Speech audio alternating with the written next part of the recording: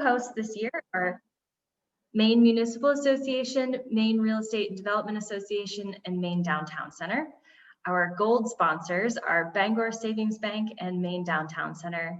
Our silver sponsors are Bicycle Coalition of Maine, Portland Trails, Principal Group, Ransom Engineering, Bernstein Sure, and Marvin Windows and Doors. Our bronze sponsors are Coastal Enterprises, Incremental Development Alliance, Allied Engineering, Portland Downtown, and Cushman Transportation Consulting, LLC. Our city sponsors and municipals are cities of Auburn, Portland, Saco, Sanford, and Westbrook, as well as our smaller cities of Bath and Belfast. And our town sponsors include Brunswick, Bridgeton, Gray, Topsom, and Yarmouth. Our partners include Boston Society of Landscape Architects, Maine Association of Planners, GrowSmart Maine, Maine Public Works Association, and Passive House Maine. So please check out the chat box for updates on professional education credits for a variety of professions. And please remember to keep your video on if you're applying for those credits. We're still accepting virtual sponsorships for the event, so please contact me with any questions you have. So just a bit of run of show throughout the presentation. Please keep yourself muted. If you do have questions that come up in the moment, please drop them in the comment box and we'll raise them at the end. So please, we will have ample time for questions and answers. So I am now pleased to introduce our speakers today, Deborah and James Fallows.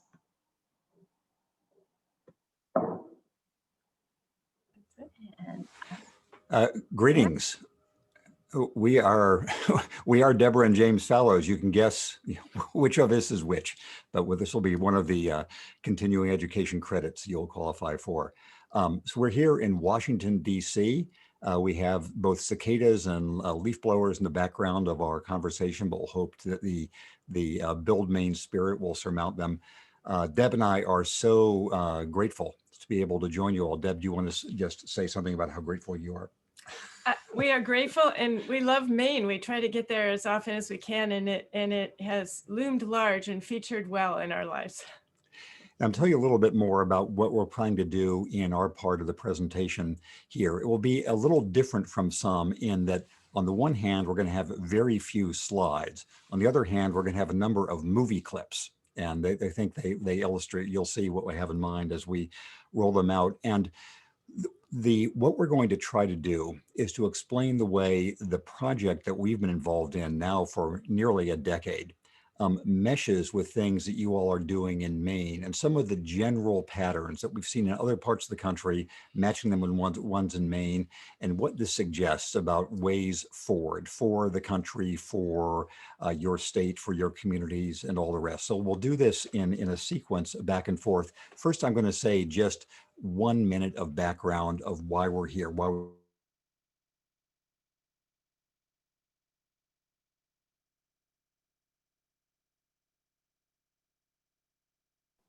Jim, are you there? Oh, had a little bit of a...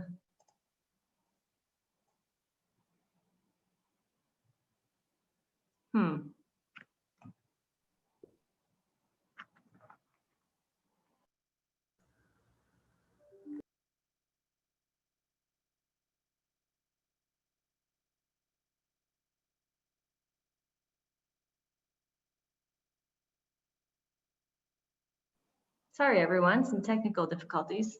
We'll try and get them back.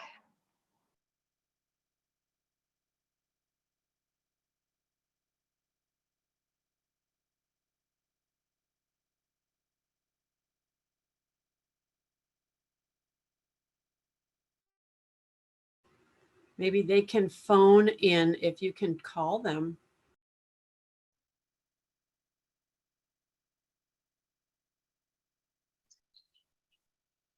They did drop out, Mandy, and I'm waiting for them to come back.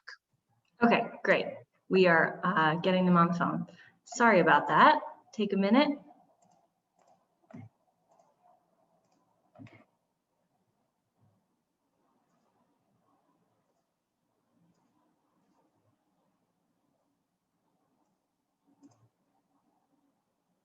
is just.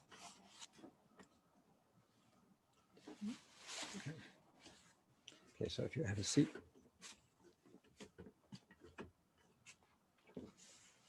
Mandy, they're back. Real-time fun.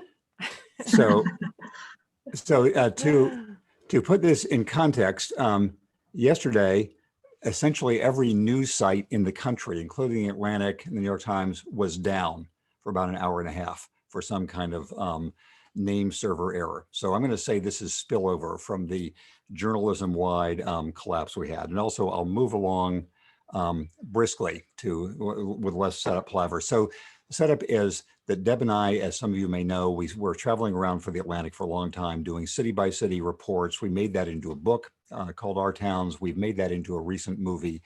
And what that has positioned us for now is thinking in the longer run about how to work with communities like yours around the country and how the efforts you're doing in Build Maine match those from the rest of the country at this moment in history. I'm going to give you now a visual aid for the next minute and a half. This is going to be a trailer from HBO for our movie. I'm going to share my screen and bring up this trailer, and this gives you a little bit of context for what we're going to be describing. So here we go. So yes, I know what I'm doing here.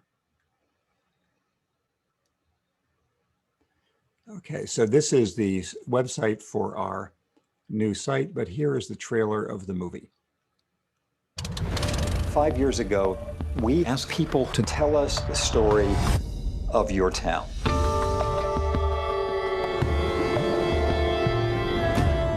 We've been traveling and reporting. We thought there must be something going on in America.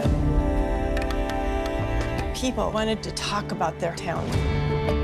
What we saw, how towns rise and fall, has a lot to say to our world right now. This was a depressed timber town. Bend was really grasping for what was going to be next. The past is the past, and Mississippi is striving for change. We need to replace judgment with compassion, and we need to replace punishment with treatment. We're a safe haven. We feed the kids. They think, oh, this is just a boxing gym. That's far from the truth. We are fixing what needs to be fixed around here. Almost every place we went, people said, the U.S. is really in horrible shape. But here, things are really moving ahead. What's your secret? We all come together. If it can happen here in the poorest of all states, then the positive things are replicable elsewhere. The story of my town is the American story of this era.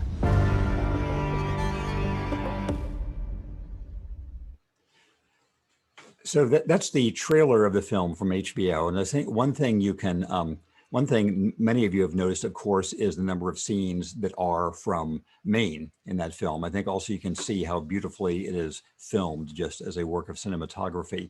But the larger point is the way I think we mean for it to envelop the sorts of efforts that you all are undertaking in your towns.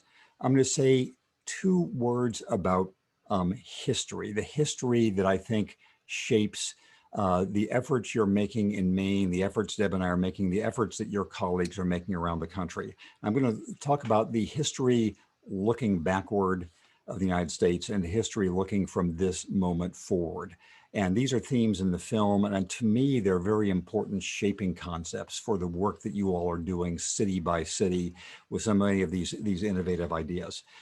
The history looking backward is that, as I have understood it through my long decades of living through and reading American history, the saga of this country is of a continuing cycle of getting into terrible trouble and finding ways to deal with that trouble. And the themes that run through American history are constant. They are themes about inclusion and exclusion. And they're of rapid growth and rapid decline. There are people moving from one part of the country to another. They're about new sorts of Americanness being recognized and being resisted. And almost anything you can see in any moment's era of American history, you can see counterparts for a generation early, a century earlier.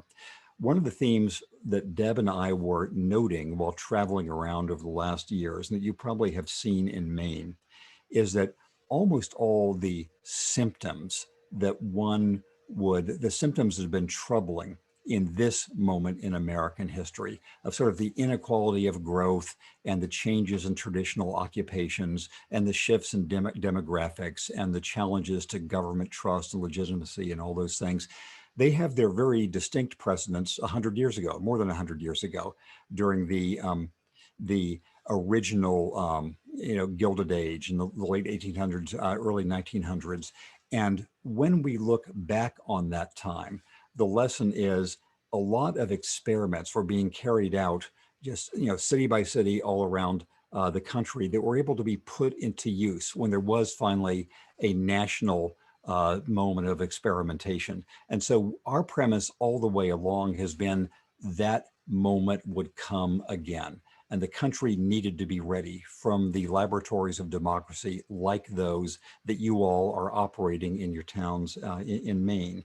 The other historical theme looking forward is our sense of how to make sense of the political moment of the United States, which, as everyone from every political perspective knows, is very fraught at the national level. This is, in my long lifetime, it's not the first episode of real trouble at the national level, but it's a particularly trying one. And so therefore, we think the story of the United States now is the balance between these polarizing forces at the national level and the offsetting practical forces and real inclusive forces at the local level. And so that's why we think the balance of the future of the United States is largely being set by people who are doing the things you're doing in communities around Maine.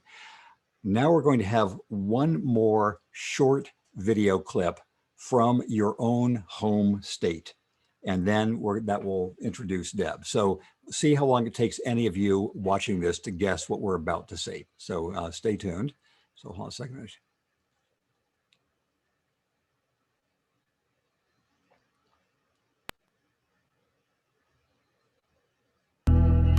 When you tell somebody you're from Eastport, Maine, or any small town for that matter, they just assume that you've never seen the bright lights in the big city. They'll look at you and say, well, this is a cell phone. You ever seen one of those before? It's just that belief that somehow, by living out here, we're not as metropolitan and as savvy as to what's going on with the world. I would argue, perhaps we know it even a little better, because we take the time to focus on it. And that makes us a whole lot more worldly than people believe. That's probably one stick jab, if you will, when you go to a big city and somebody finds out you're from a small town. They just assume that you haven't been paying attention.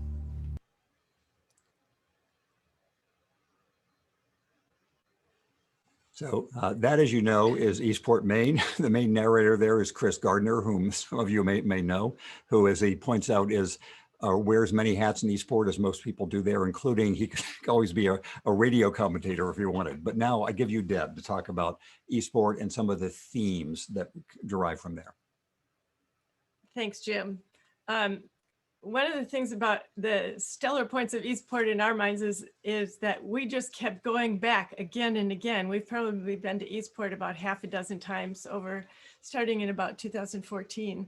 And it has really introduced us to Maine and in a way set an example for how we looked at many of the other towns that we visited. And the wonderful Chris Gardner, who narrated his way through that, was really one of the good teachers in explaining to us about life in small towns. Jim and I both grew up in small towns, so this is kind of familiar. This is familiar territory to us, but as we all know, each town is different. So there are elements of it that are the same and others that are different. As we traveled around, we tried to identify, or it came to us to identify, that there are a number of elements that scream success and thriving in a small town. One of the most important ones, I think, has come out in your 3 coffee talks this morning, which is about knowing your identity of your town and knowing the needs that your town has. Nobody knows that better than the local residents. The federal government is not going to come in and save your towns because they know what's going on and how to figure it out to save it. It comes from the people in the town. And then building on that identity and that sense of needs, with the pride that you see, for example, in Chris Gardner talking, and for the focus that it helps people in the towns direct their energy and their pride and their knowledge. And again, we saw that in your coffee talks of, you could tell that there were certain things in that town that would really benefit the town. And so let's just focus on them and get them done. I want to talk about a kind of different, one of the ways that focus helps in building successful towns, and that is through the public arts. Jim and I were kind of new to this idea that public arts were so important. We're not really artistic ourselves, but once we realized what we were seeing, we're just the evangelists at the top of the list for what public arts can do for towns. I'll just go through a number of the things we saw. Jim talks on with a lot of historical perspective and puts it in a deeper context. I'm more operating on the granular level. You can think of me as walking down your sidewalk and kind of looking at the cracks in the sidewalk and looking at the shop windows and seeing what's going on and listening to the conversations of people that we pass. So together we're yin yang, which makes a whole, but very different in how we approach it. And never disagree, right? Never disagree, no, never disagree. One aside. Next week is our 50th wedding anniversary. So there's something that's working. Deb, of course, was married out of kindergarten, so that's her secret. Yeah. Anyway, so the public arts, how they contribute to tourism is one thing. We've seen this in places like Rapid City, which is the gateway to Mount Rushmore, which has installed these wonderful sculptures with a kind of guided tour of the sculptures of the presidents in the town as kind of getting you ready to go see Mount Rushmore. And it's something that draws people to stay in Rapid City as their gateway to Mount Rushmore. You see sculptures all over the place, and it's kind of a well-known secret that it attracts tourism. Plein air arts festivals we saw in Tiny Winters, California has been a draw for that whole Northern California region of the States, and outdoor concerts. Bend, Oregon has a really curious way of using their art. They redesigned their street grids recently instead of four-way stops, they made them all into roundabouts, leaving a big chunk of earth in the middle of the roundabouts. And they decided to solicit local creations of sculptures by local artists or state artists in those roundabouts, which has become a real, again, a kind of, let's follow the map. Let's go through this town and look at all these individual sculptures that are in the roundabouts and see what they tell us about Bend. It's also, public arts are also a way to get the residents in and engaged and invested in what's going on in the town. You see that a lot in murals of the town. In Cheyenne, Wyoming, they had some murals where everybody was invited to come and participate and volunteer. So there are a gazillion little handprints of little kids on that mural. In the one mural you saw in the trailer, it's a beautiful example of a local artist in Charleston, West Virginia. And he was telling us the stories of how all the residents came by as they started to see what he was drawing of people and the history of the town. And they'd say, put me in there with my dog. You got to put me in there with my dog. And it grew into such a fantastic building-wide mural that is great for the participation of the town, and also, of course, great for tourism. Another thing that we realized is how local arts can bring a new perspective in the town. Eastport is a good example of this. They have the Artist in Residence program where they sponsor artists from anywhere but Eastport to come and live for a while. And a lot of towns have this. Ajo, Arizona has a similar kind of artist focus and build of their entire town in an Artist in Residence program.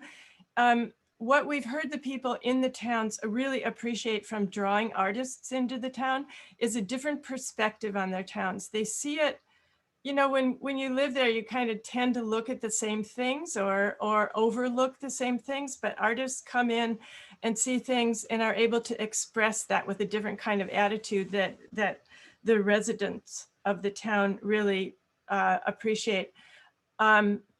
Embedding artists in planning commissions was an idea that maybe many of you also have. St. Paul, Minnesota was one that we heard about that invited an artist from the town just for that kind of out there and wild perspective that may not come from, that comes from a more kind of liberated, no rules way of expressing yourself.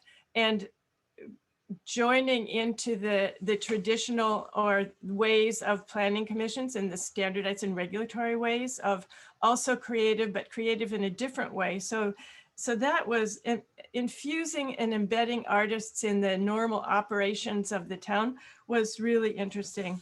And there are a lot of other ways, but one is that especially was interesting to us was from San Bernardino, California, which is a very challenged town that is trying to rebuild, and a group of young people who got tired of the naysayers, as Chris Gardner or some of you also say, of let's not naysay this town, let's build on what we have.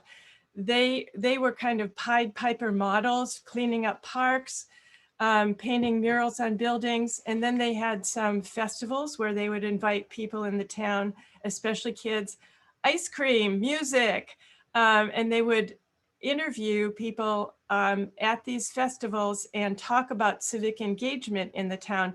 They eventually took those videos into all the high schools as a part of a civics lesson, the focus of which was to get people to register for vote. So it was a direct line from being an artist, having a creative idea, sucking in the energy, starting with the kids in a fun way of the town, and then going back to the serious project of let's get voter registration and voter participation. So that's just a bunch of the things that we saw of artists in towns. So, so I'm going to, while Deb looks at you in the camera, I'm going to do a bunch of little stage business to get our next video ready. So hold on, and because there'll be a shift in themes and okay, so I'm going to play now another video for you from the film, and this takes us into a different realm that sort of extends what Deb was just talking about. So bear with me here.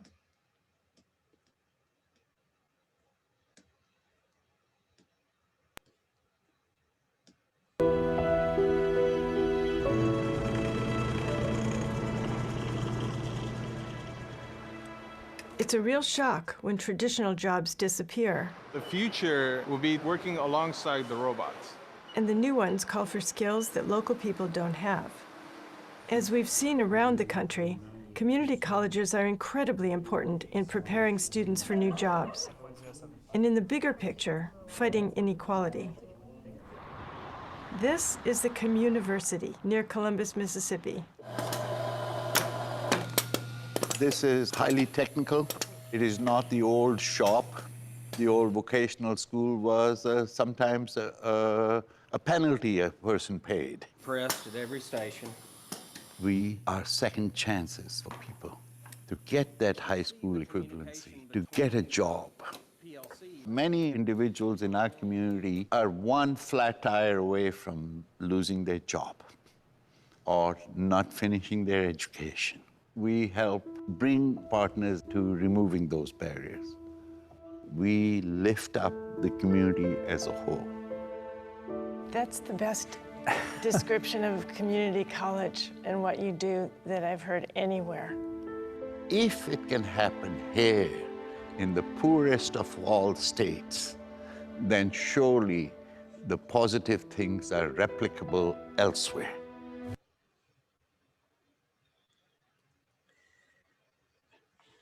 So we'll tell you one movie making secret about that scene. At the very end of the editing process, the HBO people who have been wonderful, wonderful, wonderful to work with, the big shots in New York said, the movie has to get 1 minute shorter. And so our directors we were working with said, okay, we'll get rid of Raj. Raj was the guy you just saw, Raj Shalnak of Mississippi. And so we put our plan in the ground saying, you know, Raj stays in the picture. And so I think we're really glad that Raj stayed in the picture because he's such an important character, an important theme. The meta point that I think we'd like to introduce with this brief clip is the importance of institutional innovation and recreation we've seen around the country. And to put it in a brief way before turning it back to Deb again, I was personally so impressed by the way that community colleges in general were filling a historic role of educational opportunity in this moment of history, of connecting people who needed chances with the chances that a new economy was creating, and working to see what the best prospects could be for people in that region, attracting new people. And we can go into this in more detail if you'd like. And also the related role that advanced technical training in high schools was having. And, you know, Raj said in that little, as an aside, when we were talking with him down in Mississippi, that technical training used to be seen as a penalty, something that people who were not going to be on the successful track in life or in school were consigned to. But in fact, we saw many, many illustrations of the way that advanced career technical training in high schools and community colleges were finding ways to have good, promising, well-paid advanced manufacturing or agricultural or healthcare or other jobs for people. But the larger point here is, of course, creativity in institutions and finding new roles. And that is the segue for Deb to talk about one of the most august of all institutions and the way it has reinvented itself. And this is public libraries. For as often as we've been talking about this book and now the movie, there are two lines that always get applause and people stand up and say, yes, that's the most important thing. One is community colleges and one is public libraries. I think that the libraries, it's funny because maybe 5 years ago, people used to say, librarians would say public libraries are the best kept secret in the country. But that's really, nobody says that anymore. I think people are starting to really acknowledge and understand the value of public libraries. They've always been around and they're around in a much bigger way now. So public libraries, as you know, and some of you have mentioned already, have gone from books to much more than that. They're a social center, a civic center, an education center, a tech center, being accessible to whatever and the librarians themselves and the staff in those towns know what are the wants and the needs of their towns. And they're in business for those services to deliver to the towns. So they really are speaking again on a very granular level to the local community. During the course of our reporting, and especially during this pandemic, we've seen the ways that public libraries as an institution are the second responders to the disaster, whether it was a tornado or a shooting or a hurricane or a flood or riots or a pandemic. The library really knew how to step up and were modern enough to pivot and go about their work in a very different way. Some of the things that we saw were really interesting. For example, working and collaborating with different city governments. In Anchorage, Alaska, the Emergency Operations Division in the city government didn't have enough room to work. So the library, which was closed, of course, opened its doors quietly to that emergency relief center, and they could set up shop there. They had Wi-Fi and internet, and they were able to do their jobs much more effectively. In Spokane, Washington, there was and is, like in many towns, homelessness. The library was closed, but they opened it up so that people who didn't have any place to stay could be there during the pandemic for certain amounts of time. Broadband, a huge issue, as we know, throughout Maine, throughout rural areas, and even in very urban areas. The libraries have always been there to supply broadband and even computers for people. But when the libraries closed, they got very creative and did a number of things.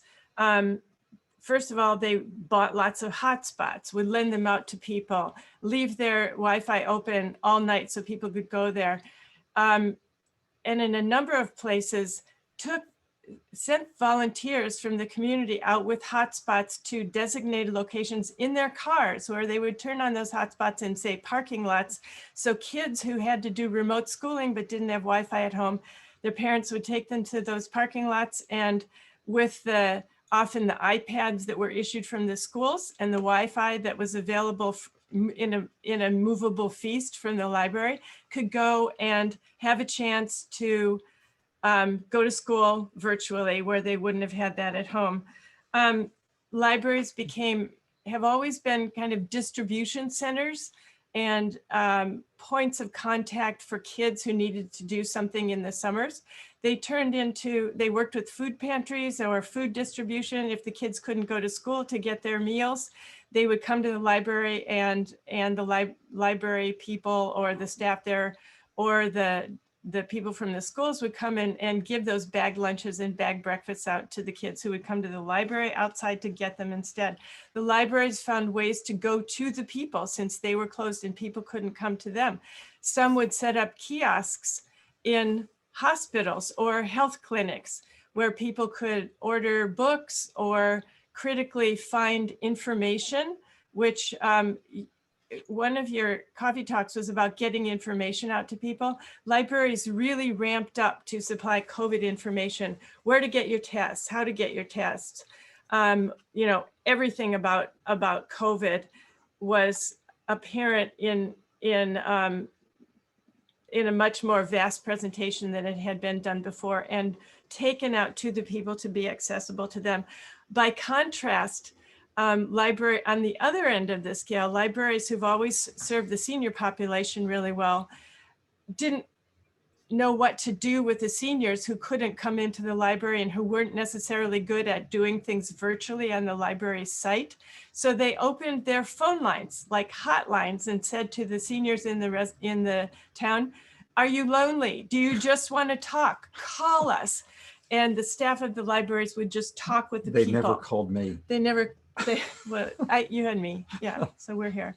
And finally, one other way that librarians and staff really took a good pivot was in the collaborations that they already had. Librarians are kind of famous for going out and connecting with the community in different organizations, but in Erie, Pennsylvania, for example, the health department of the county, which is in Erie, needed a lot of help in researching COVID questions. So the librarians, expert researchers, went to the health department and worked with them to answer a lot of the research questions that they had about COVID. And similarly, in a number of other towns that we heard about, librarians would help to do research and internet work like contact tracing, help to find if somebody was exposed to COVID, help trace and track and identify and contact all of those people.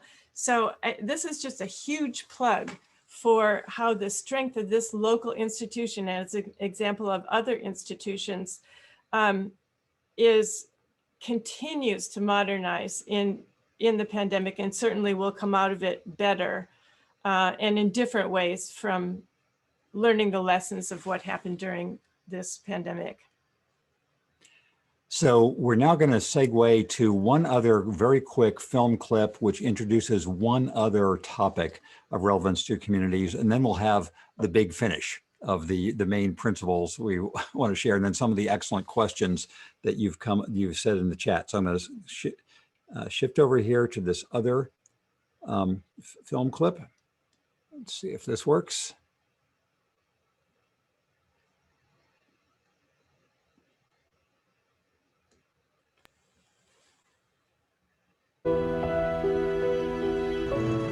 Oops, okay. So you've seen that. You've you seen know that all one. about Raj. Yeah, okay. Let's find another one from Mississippi, and we can just see if this.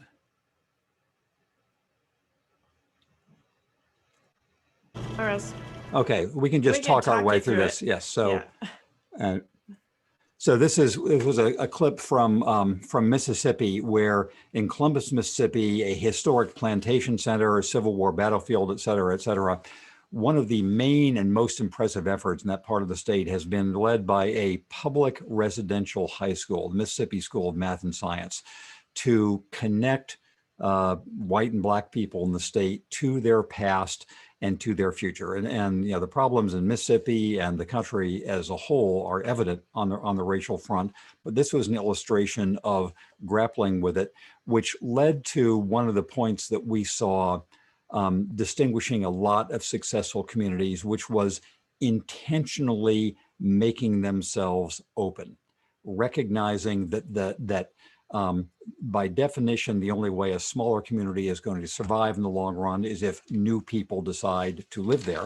And that is both people who grew up there and decide to move back, and new people coming from other part of the country. And so we've done a lot of work about the tactics that communities have done. Part of our film is in Sioux Falls, South Dakota, where we're actually going again next week, which has become, after its Lutheran and sort of German Scandinavian heritage over the years, now is a very, very significant refugee center for people from East Africa and from other non-Scandinavian parts of the world because of the beef packing industry and the way that the city has decided that this is the future of the community, that it's diversity in various forms. And Deb is going to say a little more briefly about the organizations that have welcomed, that have done some job in promoting diversity. And then I'm going to segue to the conclusion, including one final screenshot from our book. So Deb, just say a word about how faith organizations have been so involved in the diversity. Yes, and there's a little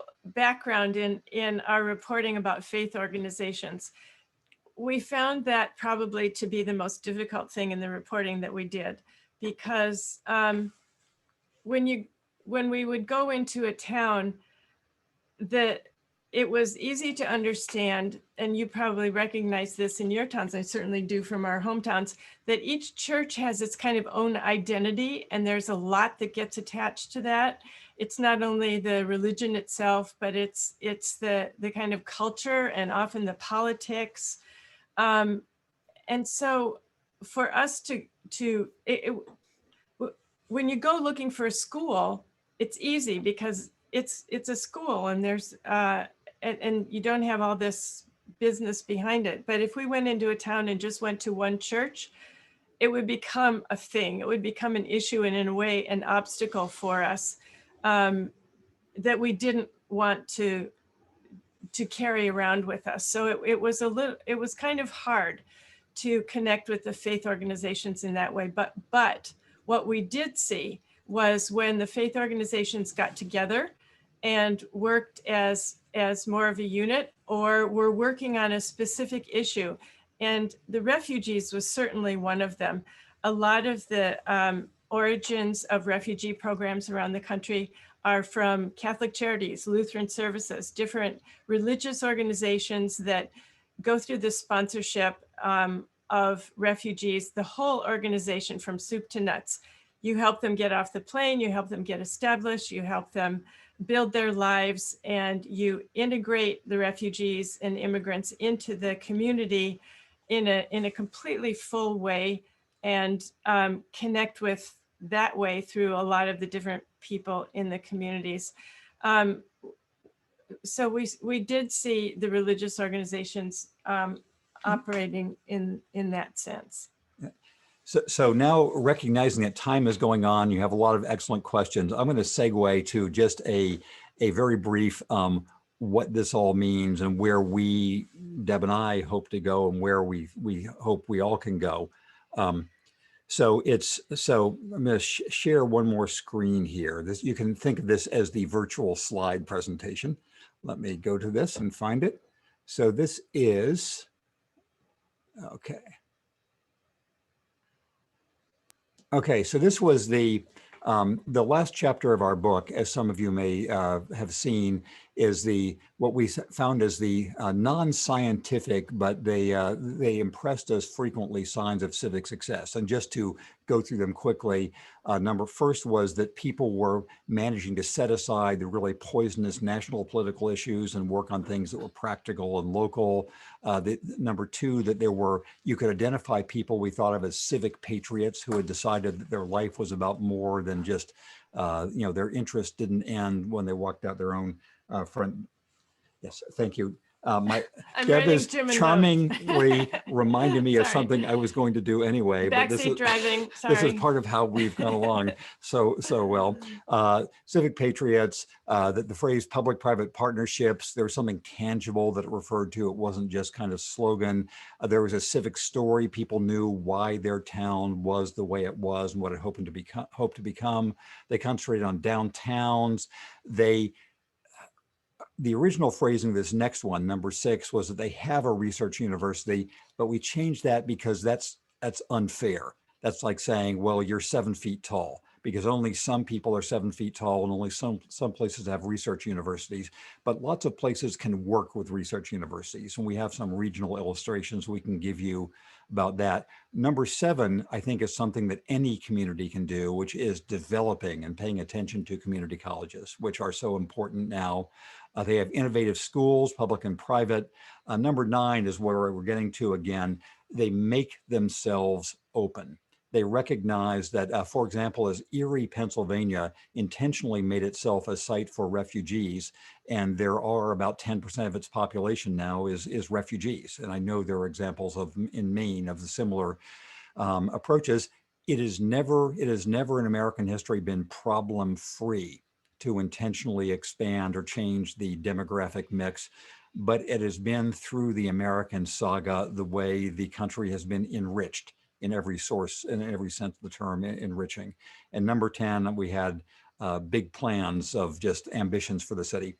The extra ingredient at the bottom, as you see, that is the 1/2 ingredient of having a microbrew, craft brew industry, which is robust in Maine. We found in many parts of the country to be a marker of early civic success.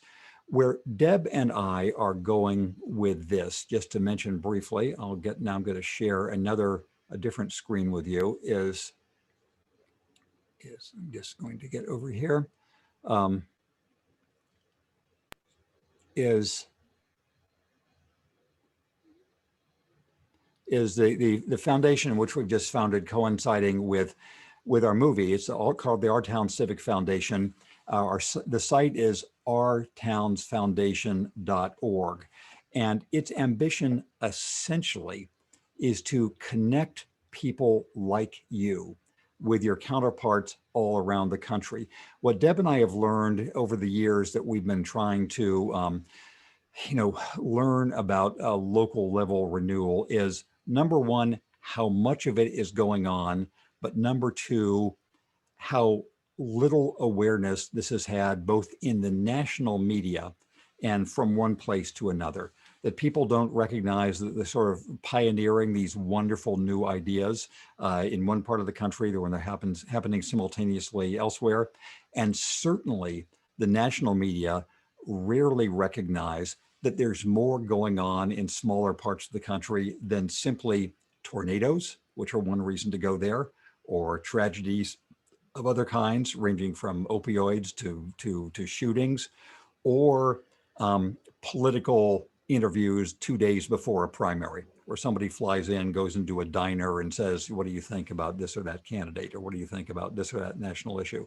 And so we've had, we're just trying to do a lot of, anyhow, we can tell you more about that, but it's designed to promote public awareness of how much is happening locally in organizations like yours, to connect people like you with your counterparts and soulmates in Oregon or Nevada or Alabama or wherever else, to support local journalism and generally to help this side of the struggle for America's future, this side being the renewal side as opposed to the decay and division side. So that is basically our story. So we could tell you a million more things, but I think we'll stop now for questions. We would hope that all of you will be in touch with us to send us your ideas that we can help publicize. Deb has a feature called Big Little Ideas, of modest sounding innovations that have enormous consequences. And Deb would love to hear about your big little ideas. I have a category called New Old Ideas. For example, things that proved their worth during the New Deal, whether it was the Rural Electrification Administration, now its counterpart is broadband, whether it was the Federal Writers Project, which could be used again, et cetera, et cetera. And we have other examples of things that work and don't. So I'm going to put into the chat our address, which I'll put in. And while I'm putting that address in, Deb will tell you whatever she wishes I had been saying right now. I just want to give an illustration. Actually, you all that gave an illustration of a big little idea, which is the bike repair stations. You want bikes in your towns? Great. Who's going to get a flat tire? How will they know how to fix it? So something as little as that, it becomes just a great idea. So big little ideas, we'd love to hear more. Replicable, small scale, functional, really, really necessary. And when you hear it, you think, of course, that's right. We're actually also going to launch a third ideas section, which is ideas in progress. These don't have to be full-blown ideas, but we'd love to hear things that you have going on, but you're not quite there yet. Other people are probably doing some version of the same thing. One that inspired this is from Riverside, California, where they have a kind of civics good housekeeping seal of approval from the state for kids in high school. And it's this developing this whole curriculum of kids being civic minded and then focusing on a project like recycling or compost in the town to try to address that and do it the way high school kids would to bring it to the whole town. But it is a work in progress and an idea in progress. So we're looking for those as well. So we could go on at great length, but we really are so delighted to be connected with you and hope in the future too. So we'll turn the baton over to whoever is the baton holder. I will take that. Thank you. Great, thanks. Thank you so much, Jim and Deb. And please check out Our Towns, the book, the documentary film on HBO, and the foundation. I'll drop some links in the chat. So just to let you know, video and presentation materials will be emailed to you within the next week. From the discussion today, we'll try to get as many things as we can in that email for you to sort of digest. And just before we head into question and answers, I want you to let everyone know that next week on June 16th at 8:30 a.m., we will be speaking with Wes Craiglow. If you know someone who should be at the event, he's going to be talking about municipal financing, which, I think a lot of people here actually find interesting. So we welcome you next week and hope that you'll stick with us. So I do see a question straight off from Mike Hurley, and then we'll dive into the questions that we've been collecting in the chat. So Mike, do you want to unmute and ask your question? Sure. Thank you, Jim and Deb. Thank you. I've been following you as you fly all over the country. Very much enjoying it. And I wish I had HBO. I'd like to watch that film. But actually, Belfast, I don't know if you've ever been here, was a rough, tough, gritty, working class chicken processing, shoes, potatoes, sardines. And over the years, we've morphed into one of the most, beloved towns in Maine. Other people are cringing at that, I'm sure. But anyway, and now we are engulfed by a wave of people buying houses and absolutely pricing local people right out of the town. We have a full-blown successful crisis. When things are really bad, and Belfast has certainly seen it really bad, people are really ready to do things. They're ready. The house is on fire, let's put out the fire. This is a different kind of crisis. It's a crisis of success. And this is the question, how do you generate response to too much success. And I know other towns are suffering from this as well. That's a fascinating question, and thank you. Also, as a side note, you didn't hear this from me, but the following is true. HBO Max offers a 1-month free trial. It's a streaming service. It's a streaming, so the movie is available on HBO Max on demand. They offer a 1-month free trial. Just saying. So, and you'll see that the way the movie is structured, and this will come back to your point, is that the final place we go is actually Bend, Oregon. And the reason is that it epitomizes just what you're talking about. Most people don't know this, but about 40 years ago, Bend had the worst unemployment problem in the entire country. You know, its economy was almost all timber dependent. The timber industry went away within a period of 2 or 3 years. And the unemployment rate there was chronically in the low 20%. You know, it was worse than in Michigan or other places. And Bend, of course, now has many of the traits you're describing. It's a very sought after place for people with money, people with tech companies, and all the rest. And so how to balance these is a question. Very, very much, as you say, this is a challenge, a problem that's in the good category of problems to have, as opposed to the even worse category of problems to have, of what's the consequences when the economy turns in a different direction, but it is still a problem. And I think that my own answers are, first, this is partly a national issue, that national policies, from taxes to real estate provisions to whatever, have meant that the benefits of the last generation have flown more unequally than in previous generations of American development. The same was true between 1880 and about 1915. And there was a response in various ways in policy terms to that. But it's not purely a national issue. It is it's a nationalized in its effects. You find communities usually by the water, usually where there was attractive distressed real estate that could be rehabilitated. This may come eventually for Eastport, which we showed in our film. We know that it's happened for a lot of coastal Maine. And it is hard, for just the reason you said, to do what is necessary, which is to sort of position the town's policies and awareness and culture to manage the good problem of growth and attractiveness in a way that doesn't destroy what made the town attractive and fair and equitable to begin with. Probably the most interesting case study that I think Deb and I have seen in this case is Greenville, South Carolina. Greenville is a place that was entirely mill dependent a generation ago. The mills have practically vanished as an economic engine for it. It had made itself into a place where people wanted to be, but with a lot of awareness ahead of time of how to just avoid becoming the Hamptons, or just avoid becoming Napa Valley or someplace, or Aspen, where you had a very rich sector and then people who couldn't afford to live there. So I think you are defining an ongoing challenge of this moment, which we are going to try to write and learn more about. Do you have an actual answer for it? I don't have an answer, but you've given me a really good idea, which is that we should set up a section of our website. As we've been saying, we want to connect people who are talking about the same things.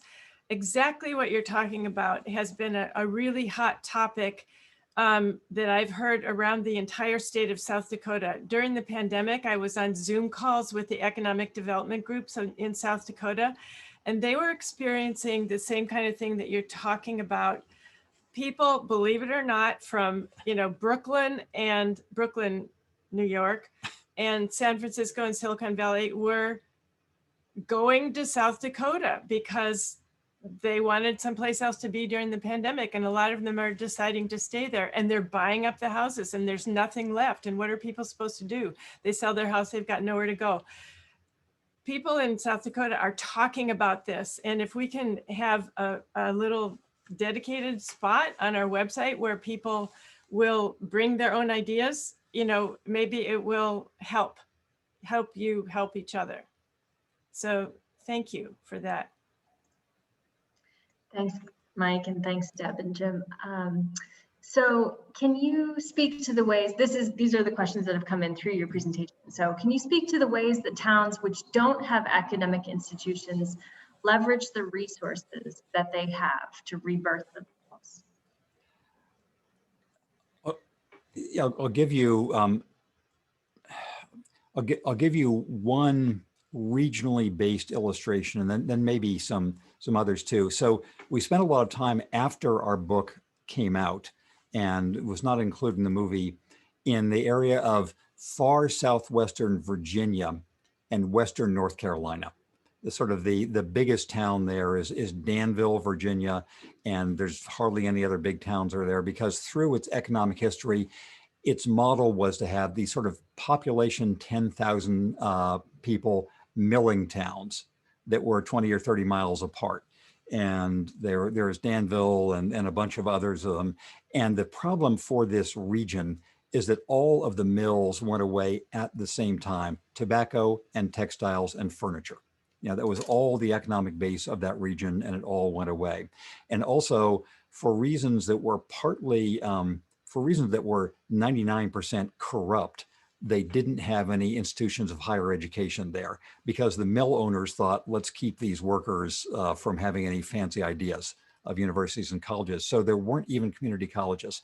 And so a group called the Danville Regional Foundation, which is worth paying attention to, has become over the past 20 years sort of the connector for this southwestern Virginia, western North Carolina region that's very different from Charlottesville, very different from Charlotte. It's sort of left out of their growth. And they found a way to, they did two things I think were relevant. One was having an explicitly regional conscience. Even though they had a state line dividing them and a number of county lines, they straddled the Virginia-North Carolina border. They have operated more or less as their own invented state, as an own region, the Danville region they're calling themselves, and trying to pool and coordinate resources for technical training and all the rest. The other is they essentially invented a research university, one of the rare times this has been done.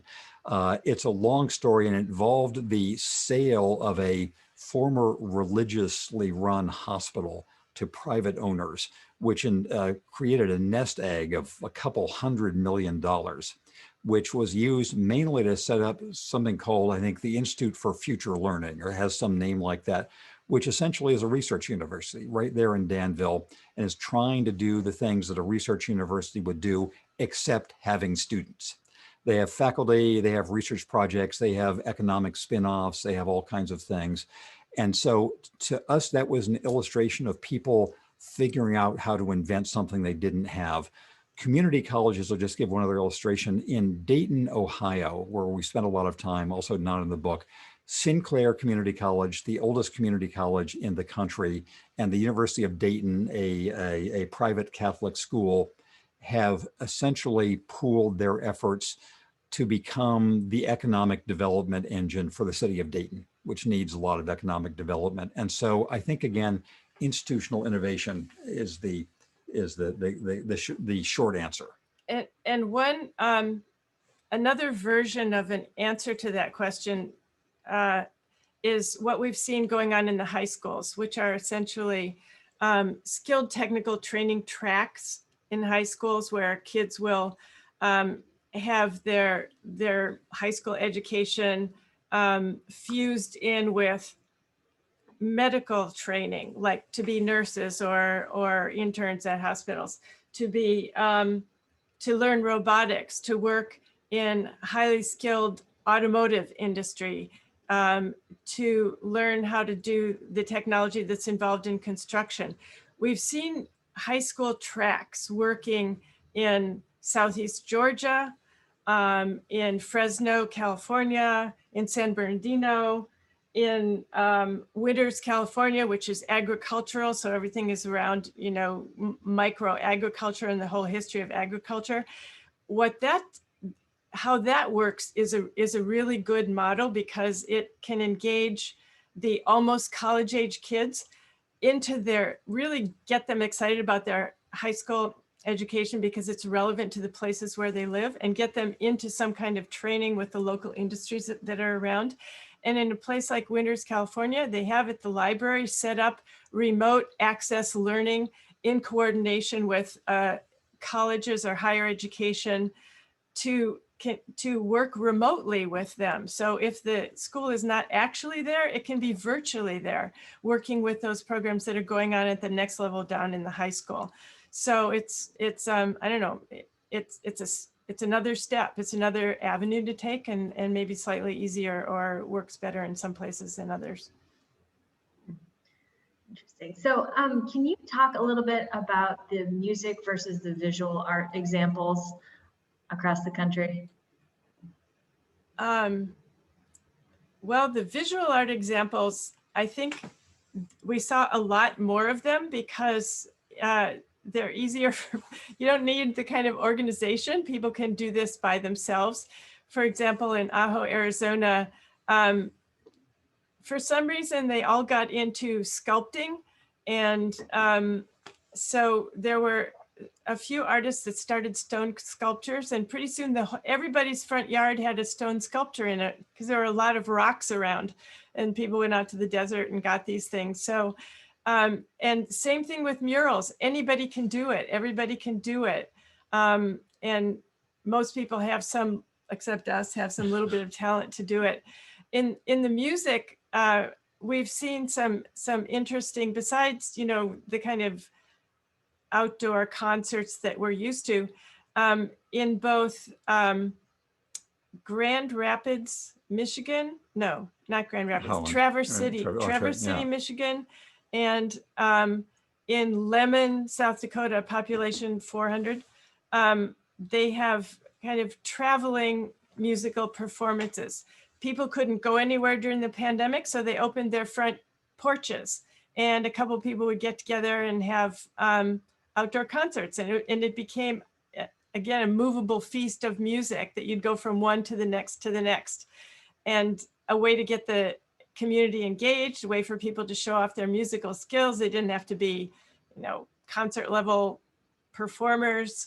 So I think everything's there, and it takes, you know, it goes back to another, of course, we all know the answer is leadership, somebody to take charge and be the mover and the shaker, and to get a group of people to join in and participate. In small towns, it's somehow way easier because people are used to wearing lots of hats and know that nothing's going to happen unless they participate too. So I'm not sure that's much of an answer, but. And I'll add one sentence to what Deb said. You know, as coming out of the pandemic, I think musical events, there'll be an especial hunger for them, I believe, as a moment when people can get together at the same place, the same time, the same experience. Mm-hmm. Yeah, that point about wearing a lot of hats, you know, I know that's a familiar sort of refrain in a lot of our towns. So it's a very good point. And this is something that you talk about in your book a little bit. Can you speak a little bit more about the first sign of civic success, where people talk more about the practical local possibilities rather than, you know, disagreements about national politics, how to bring people together? Yes, and this is something in my role as working for a national news organization I feel particularly strongly about. Life is complicated and contradictory, and we all know that one of the things that's going on right now is the tribalization of views about national politics. That for technological reasons, the rise of various kind of social media connections over the last generation, for traditional media reasons, for lots of other reasons, it is a more polarized time in how people talk and think about national politics than in some previous times. I worked in national politics back in the 1970s. It was a different era then. So that is one reality of our time. And that is something that gets like 95% of the national media airtime of awareness of this polarization. There's another reality of this time, which is that on many issues other than national politics, people are cooperative minded and inquisitive minded and community spirited and generous hearted and all the rest. And so those two realities can coexist. And so when we were going to towns, both we as journalists didn't want to ask the national political question because that discussion is never interesting. You already know all the opinions anybody could possibly have. And it was not sort of the heart of what was going on in the community. And people were much richer and more complex and interesting and open-minded when they talked about the prospects in their town. The people who are featured in our film come from a wide variety of national political perspectives, but that doesn't affect what the things we're telling about them in their town. And so I think the question now for the country as a whole is, I think there's sort of a permeable membrane or frontier. On one side of the frontier is all the forces making the US polarized and resentment driven. On the other side is all the forces making the US possibility minded and future minded and associative. And the goal of functional America at this moment is to keep the functioning part safe and healthy and expanding if possible, and to avoid intrusions of polarizing issues to questions that don't have to be polarized. And I think leaders at the local level who try to avoid nationalizing local issues, I think that is a strong indicator of possibility for progress. One other illustration, we describe in our book two communities that are polar opposites on national scale. Greenville, South Carolina, very conservative. Burlington, Vermont, you all know about. But we had the two mayors of those towns, Knox White, a Republican, and Moreau Weinberger in Burlington, a Democrat, get together and recognize that they ran their towns essentially the same way. You know, that this was that they didn't have to talk about the things they disagreed with because there's so much they did agree with. I'll just add one thing onto Jim and then ask him to help me with this. Sometimes these moves are very deliberate in a town to try to shape the conversation so that it doesn't get out of control. Sometimes it's, to try to restrict it. No politics allowed when we're talking about the sidewalks in the downtown and how we're going to fix them or whatever it is. There was, from Eastport, Maine, there was a really interesting example of deliberate shaping of how people talked about this. A group of women there who have identified what they called the D words and the re words. DE, which always has a negative context. And okay, Mr. Wordsmith, deny, depression, decline, et cetera. Despair. Yeah. And what they noted was in their wonderful local paper, even when they were addressing an issue that was, improving and getting on the good side, often in the last paragraph, these D words would pop up and people would be kind of deflated by it. So they said, okay, that's it. Let's replace all those with the re words: renewal, revive, reinvent. And it was a kind of, subtle, subconscious, but deliberate and sometimes very spoken message that let's just talk about these things in a different way. D goes to re. And, it's hard to measure those, but they told me that the D words were starting to disappear from the paper and people were using the re words more. And it's an easy thing to focus on, to kind of a tool to give people, say, okay, check myself and let's think of it that way. So very creative answers to supporting an attitude in working together and something, as part of, quote, the conversation. That's great. So this is a very opinion focused question. Are microbreweries the new coffee shops? Yes, and so a healthy community needs them both. I like that. In Duluth, Minnesota, there was a microbrewery that was making itself into a whole family center. They had book talks and hosted writers' workshops in one of their back rooms. They had play areas, no kidding, for the kids, so families could go there. Alcohol-free play areas for the kids. For the kids in the microbrewery. So it was becoming, semi-library, semi-bookstore, semi-coffee shop, and very much brew pub. That sounds great. One-stop shop.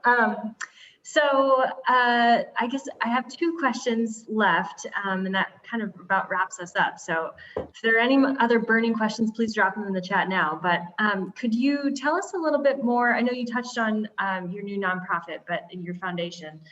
We'd love to hear a little bit more about that.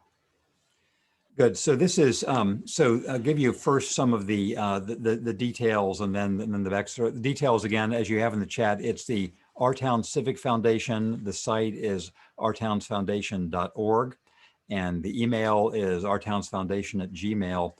The idea behind this is to be a platform for connector among and spotlight on people around the country who are doing things like what you all are doing.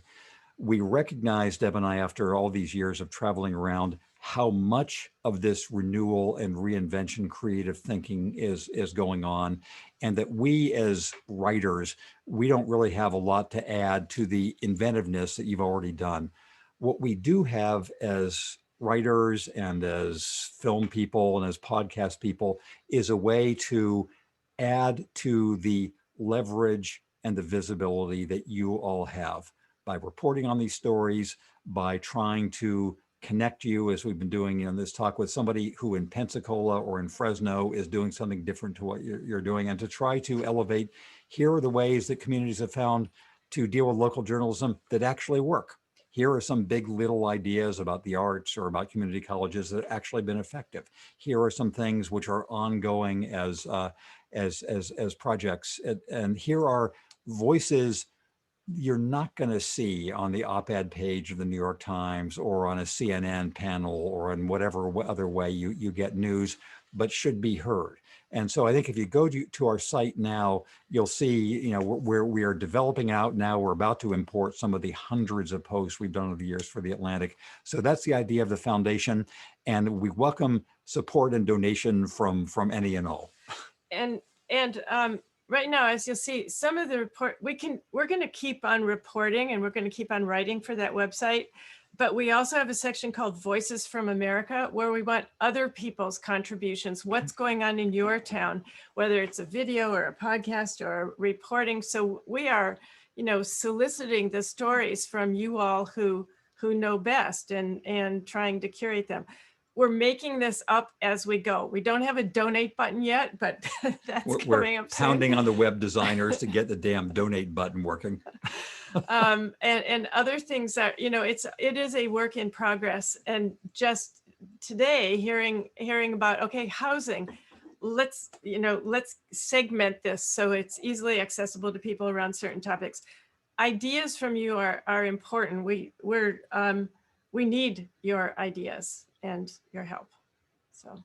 And a specific, Mike Hurley, with your question, if you follow up and we can try to have some ongoing forum on this issue, other places dealing with exactly this problem, which I know there are a lot of, and a few that may have solutions.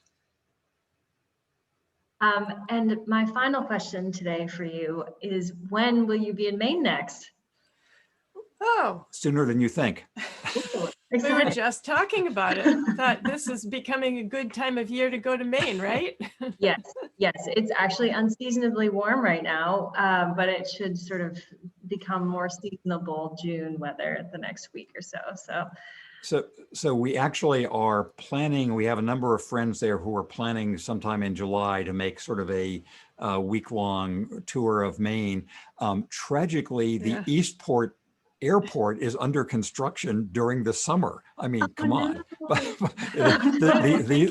These are the months that you decide to repave the airport, or June and July, but there's no snow there. Yeah. So hang on. We'll be We're back getting there. a little. Ian? Yes. And we've been to, I think, all the other coastal airports in Maine we've landed at. We have some friends who live on Stonington or whatever it is. That's an airport I've not flown to because it's just too small. That's like a 2,000-foot runway. But I think all the Knox County, Hancock County, even Bangor with the giant B-52 runways. So we've Portland airports, we've been all around there. You're already getting suggestions too. I think Ian was great. unmuting to tell you that Sanford is open, Owl's Head Airport, and Belfast Airport. So I'm sure this group has a lot of suggestions if you need any. Wonderful. Any thoughts. Yes. And wonderful. And rides. You're already getting offers for rides. Oh, yay. It's a deal. Yes, that's an important thing. Thank you. So I just want to thank you both again for being here today with us. This was a fantastic conversation, and we look forward to following up with Our Town's Foundation. And I would encourage anyone who hasn't read the book to do so.